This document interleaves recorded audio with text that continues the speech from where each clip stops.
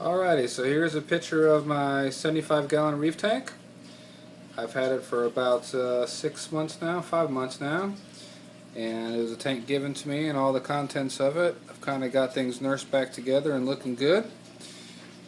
What you'll see is the tank heavily dominated with these, what they call mushrooms, Actinia discus, and they proliferate via fusion and asexual budding.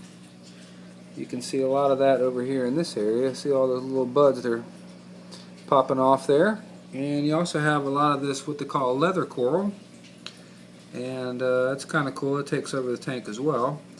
And you can see, I don't know if you can see in the camera, but those little spines you see there inside the leather are called spicules. Those are calcium deposits, and that's what will support the tissue of the coral.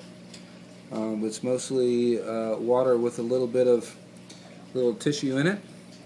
Closed down right now. We have some star polyps over there. Sometimes they're open, sometimes they're closed, but you can see they're starting to dominate the rock. They're a nice green, metallic green with a metallic green center. We also have a couple other corals in here. It's another type of, it's called a paleothoa, and it's a button polyp. Lots of things in here. I think you can see a little sponge right there growing. You can see another little ball sponge right there.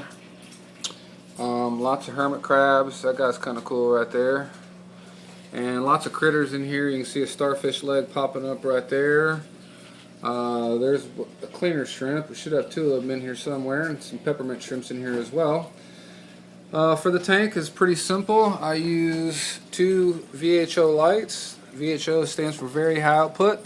It does require a special ballast to power them up. Those bulbs are the big bulb is 110 watts, the small one is 75, so really it's only about 200 watts, which is really about minimum. That's about 2.5 gallons, 2.5 watts per gallon. What else do I use here? Pretty simple. Water goes from that overflow right there down to the sump. Turn the flash on here.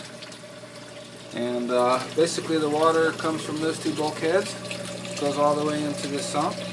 You notice I really don't have anything here. I don't have any socks collecting any debris. I don't have any mechanical filtration. What you will see is a protein skimmer. That's this thing right here. You can see it's doing a very good job. That's what it does all day long. You can see the amount of waste that it produces in there. Pretty nasty stuff. So you need to clean that about every, I don't know, week to 2 weeks. There's the pump driving the skimmer. That pump is the return pump. Will feed back up to the tank through the back here and up at the top right there. In addition to that, I have two power heads, one right there and one right there, and those provide additional flow in the tank. Turn the flash off, and we'll do a little feeding here for you. Oh, as far as for additives, I wanted to show you. The only thing I really do add is calcium hydroxide. You got to be really careful with this stuff, and you got to be really careful with it. So if you need to talk about how to dose this to your tank, let me know and we can discuss how to dose that. Other than that, I also do use plenty of buffer. Just a regular reef buffer here. There you go, raises the alkalinity, which will therefore stabilize the pH. And Holden, good. You want to be our fish feeder for the day. Here you go. And Holden just showed up, and he'll feed the fish for us. Well, actually, there's only one fish in here and a bunch of shrimp. And we'll show him. All right, buddy. Trade spots with you. You can see the first ones usually come out of the cleaner shrimp. They call them cleaner shrimp because what they do is they will pick the parasites, dead skin, bacteria, and stuff off of other fishes. A host fish will identify these shrimp in the wild, cruise up to where the den is, and usually signal by puffing up the gill plates, and also with a little bit of a twitch of the tail and fins. That signals the shrimp to jump on in that the fish is not going to eat the shrimp, but is in fact looking for a cleaning.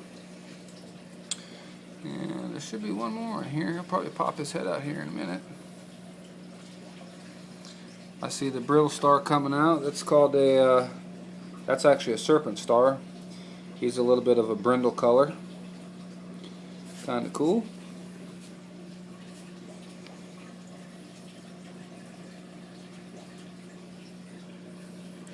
See another starfish leg hanging out there. Another starfish leg hanging out in the back there. That's actually one big starfish right there. And that's basically an omnivore. He's a scavenger. And they will go around primarily at nighttime picking up any debris and food and detritus that's left on the sand. Good cleaners.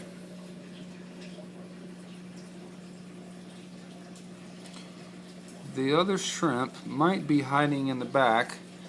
If you look at the whiskers of this one, you can see his whiskers are a little curled. That to me indicates that he's about to molt. He's an echinoderm, and he is a shrimp, and he will molt,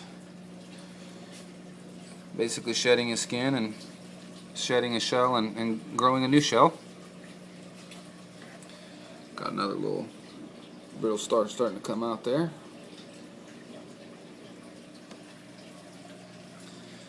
But that's pretty much it there.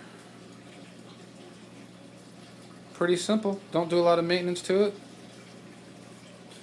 And doesn't take too much work. And that's what it looks like. Oh, another neat thing for cleaning the glass.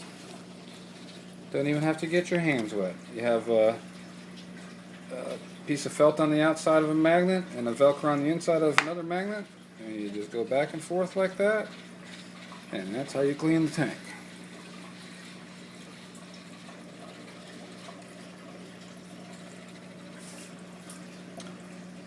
So, in the wintertime when you can't enjoy your koi pond, that's what a reef tank is for.